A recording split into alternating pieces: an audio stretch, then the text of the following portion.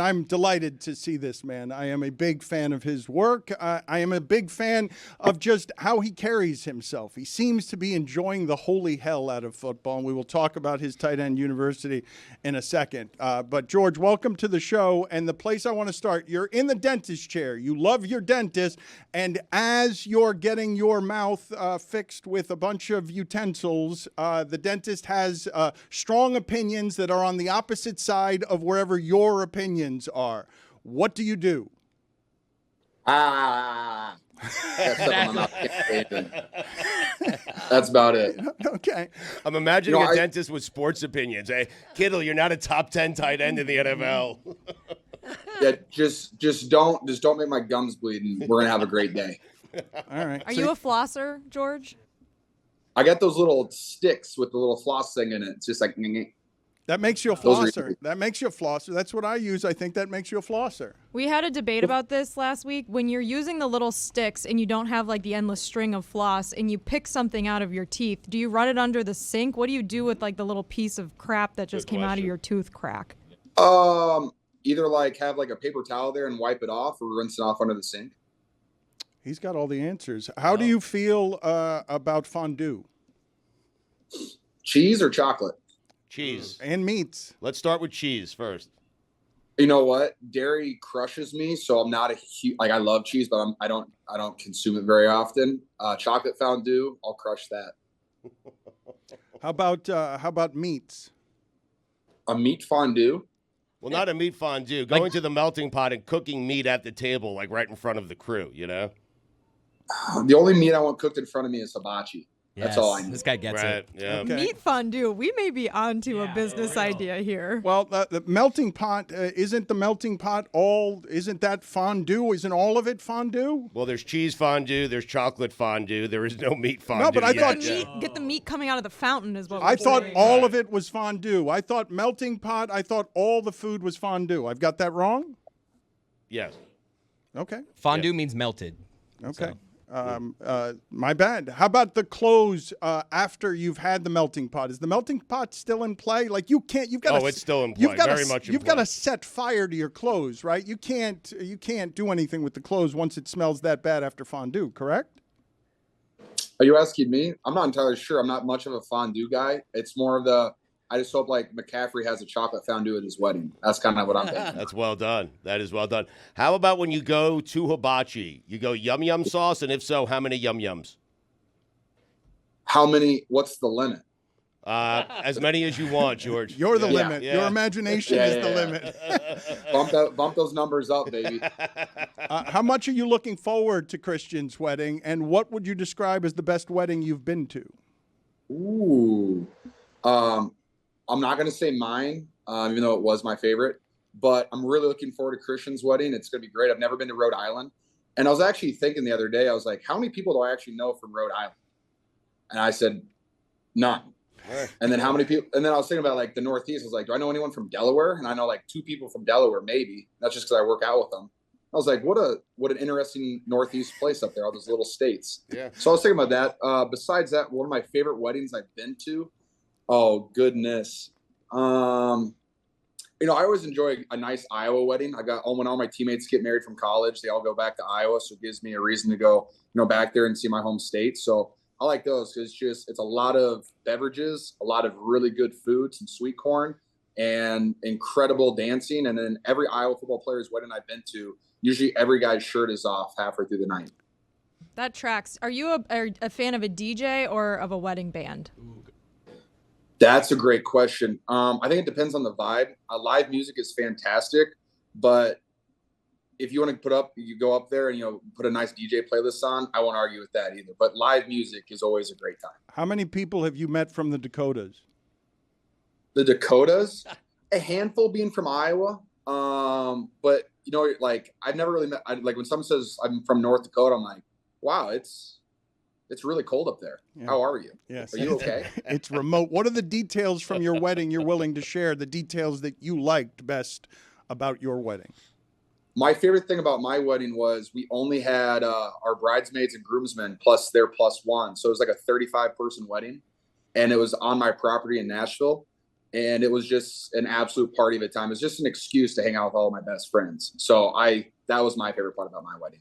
Does George Kittle tear it up on the dance floor at a wedding? I live on the dance floor, yes, with a drink in my hand or two. Of course you do. Put it on the poll. Are you surprised at all that George Kittle lives on the dance floor two-fisted? Two-fisted on the beers. Do you regard, I'm curious because it's a time in your species of tight end. It's fascinating to watch the game change the way that it has. I don't know that Travis Kelce is any better than you are because I'm amazed by what it is that you do in that offense. Do you think do you look at anyone and say that person plays tight end better than I do?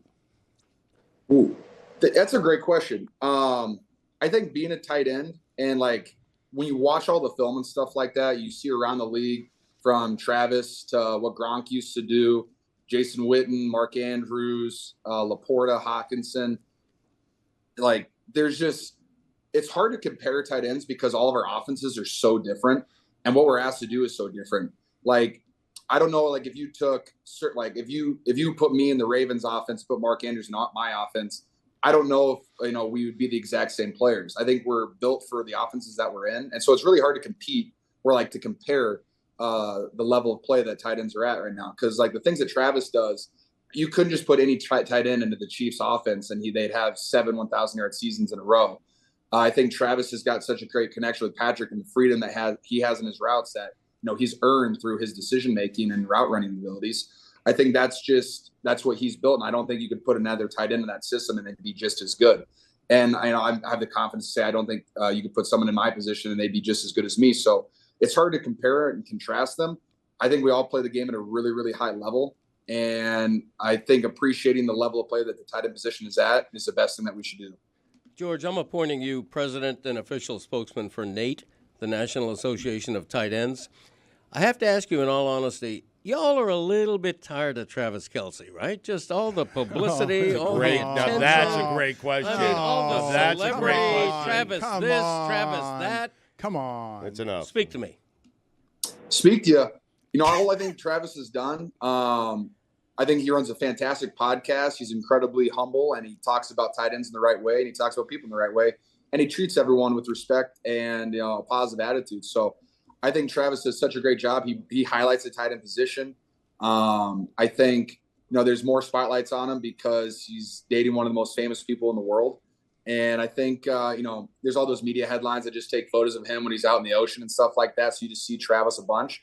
But I don't think that bothers or rubs any of the tight ends the wrong way. You'd be It good. just brings more- Be good in those pictures, getting out of the water at the beach with the hair and stuff. You'd be better at those pictures. He's married. I will say You can't get out of the beach when you're married.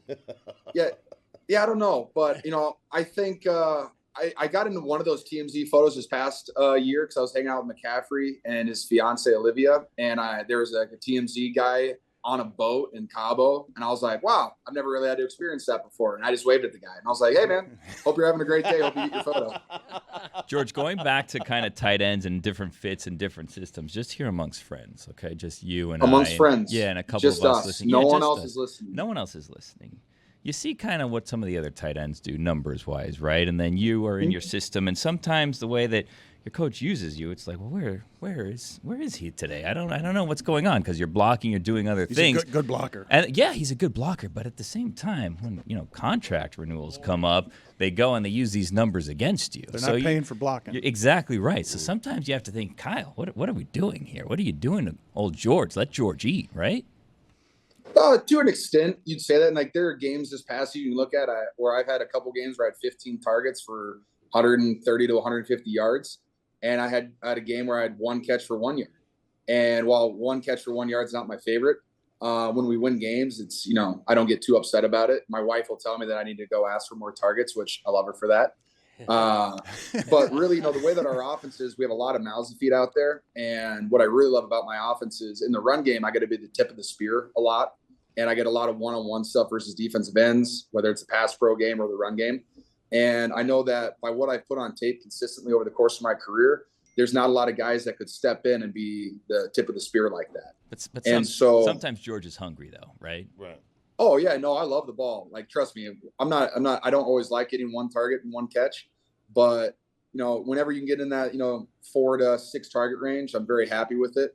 But like, I'm also, I'm not going to complain about Christian McCaffrey, Debo, and Ayuk getting the ball. Like, those are, fantastic playmakers, and I'm just going to do everything I can to help them out. And, really, you talk about the contract stuff.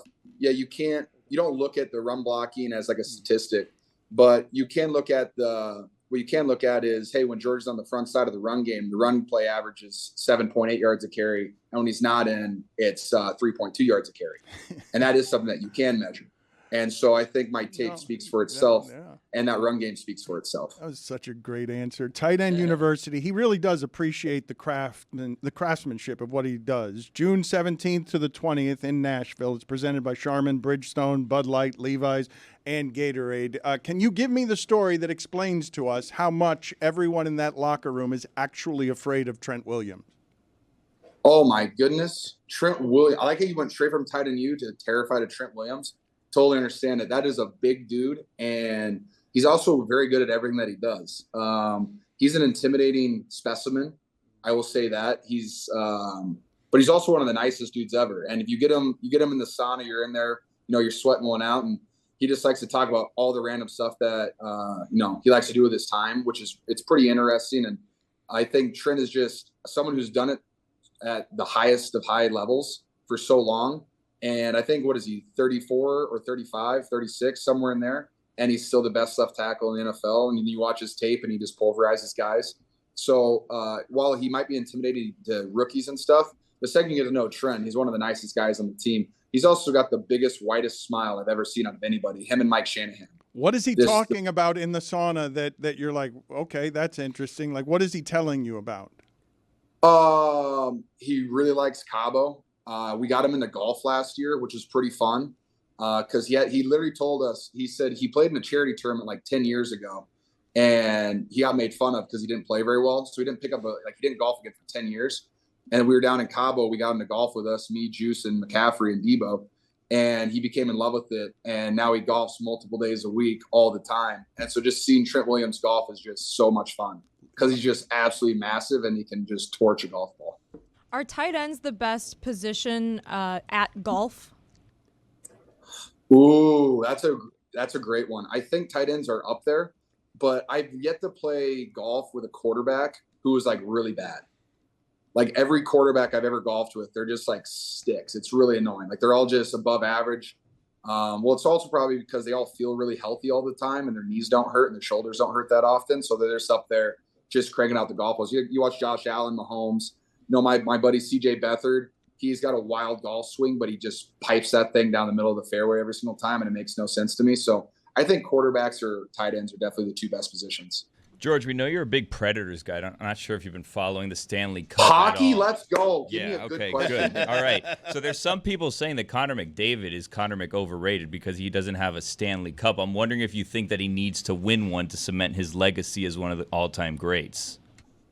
Well, I'm pretty sure, didn't Wayne Gretzky a couple years ago say that Connor McDavid was like better than he ever was or something like that? Yeah, so I think that's what you say. Yeah, he's being nice. I mean, who cares? That's not Greg Cody He didn't mean saying it. something. It's just Gretzky.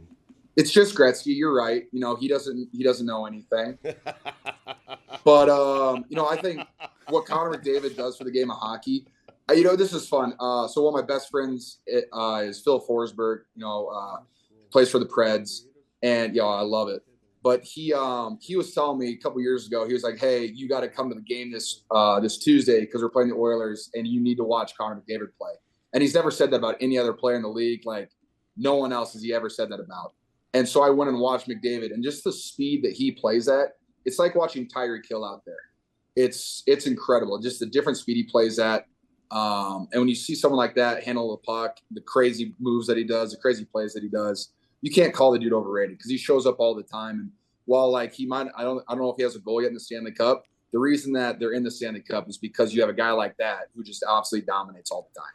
George, I'm going to do something here. I'm going to allow you, for as long as you like, to tell us all about Tight End University, but I'm going to ask video to put on the scroll beneath you, Kittle, Gretzky doesn't know anything. He said it, and I'd like to aggregate it, and I'd like to send it to the mass media in a moment of gotcha unfairness. So Gretzky doesn't know anything, according to George Kittle. Can you put my face that I made on after it, too? I'm just like... No, we won't do that. Yes, yes. You want us to be fair? We will remove all context and go ahead though. Tell us what it is that you're doing, because you do this every year. It's very popular, and you have support of this club of guys who care deeply about what they do for a living. And given that all of your body's hurt and how much you sacrifice, I'd like you to talk about sort of the craftsmanship of making the position something that is more valued than it's ever been in the sport. Way to set me up for failure. I really, really appreciate that. Thank you so much, hockey fans. But I'm really excited about Tight End U. It's such a cool thing. We get to bring in anywhere from like 60 to 80 tight ends, NFL guys all across the league, guys from every single team. And you got guys that are rookies, and you got guys that are 10-year vets. You have guys who are all pros, and you got 10-year guys who just have grinded through multiple teams but are still in the league. And what we get to do is we're bringing everybody together. You're building a brotherhood. So now you have young guys that get to know, hey, you don't have a rookie or a second-year guy who's intimidated by Travis Kelce, George Kittle, TJ Hawkinson, Mark Andrews, and they get to go up and they get to, talk to them after a football game and like actually know them. And so it's just a kind of a fun experience to get to know everybody. But really what the best part is we sit down in these meeting rooms and you get to talk about the tight end position because of all the things that you get to do. And this year I'm going to be talking pass pro because I get kind of annoyed with all the defensive guys who say, hey, a defensive end, if you have a one-on-one versus a tight end, it's a 100% win rate.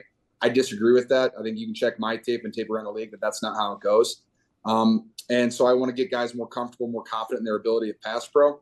And then you're going to have Travis talk about coverages, how to beat coverages, how to read certain coverages versus certain routes, and like how to sit down versus what he's thinking in his process. So the next time you watch Travis Kelce's film, you'll be like, oh, this is probably what he was thinking because he talked about that a couple months ago. Greg Olsen will talk releases. Dallas Clark's going to get up there and just talk about the passion of playing the game, which is pretty fun. Dallas Clark loves the game of football. But it's really just I'm trying to give guys the confidence in both themselves and their ability on the football field, but also just in the tight end community and how you can, fall back on guys if you have a question about something tight end related. And so I think the tight end position is continually growing and guys are getting better at everything. And so you're just going to continually see great tight ends that do it all. Will you teach the tight ends at Tight End University to not make the mistake Brock Bowers made where he had on that outfit when he was standing next to Gronk at the combine that everyone was clowning? Oh, man. I think he looks great there, man. Just got to close the feet off a little bit, get straight toes there. It's better for your hips. But that's a fantastic This is a great photo. lesson at Tight End University. I think he looks great. I would lose the shirt, maybe put on a chubby shirt, maybe something like that. But I think he looks very handsome. God, Gronk is just a large individual, isn't he? Yes, he's big. Yes. Jeez Louise. That's a great observation by you. It's expertise. Very uncommon. Yes, the Patriots won championships by training a polar bear how to catch footballs. Yes, that's correct. It's huge. George, I've been meaning to ask you this. I am wondering, I know you love all things Iowa. You went to Iowa. You have Tight End University. I get it. But do you sit around like the rest of us and watch that offense? And do you say to yourself, man, that's boring? The football offense, always punting at Iowa. You know what? Yeah. That's Big Ten football, baby. Oh, come on. We're going to be gritty. You're disgusting. You disgust me. Kittle, you disgust me. You're foul. You're foul. You cannot endorse that publicly. Punts. No. Oh, Kittle, my God. you're gross. Hey, look. You're I'm gross. not saying it's pretty. I'm not saying it's beautiful. You're dirty. We need to throw we need to get out there. We need to be comfortable throwing some You're routes out there. Foul. But you can't defend this publicly, Kittle. No, you can't. All I know is that what was our average points per game last year? Like 16, maybe. The under came in 16. every time. It 6, wasn't. I It's think. like It was like 7 6 points. Something points, yeah. ridiculous. You know what? I think Iowa's just doing that so you can just make money every single week by betting the under. They're doing it for you guys. Okay, That's one way. quite an That's accusation. it. All right, put it on the poll, please. Is the Iowa offense a .org? Thank you, George. We appreciate the time. Thank you, and good luck with everything you're doing. A fan of your work, sir. I really appreciate it. You guys are a riot. Have a great day.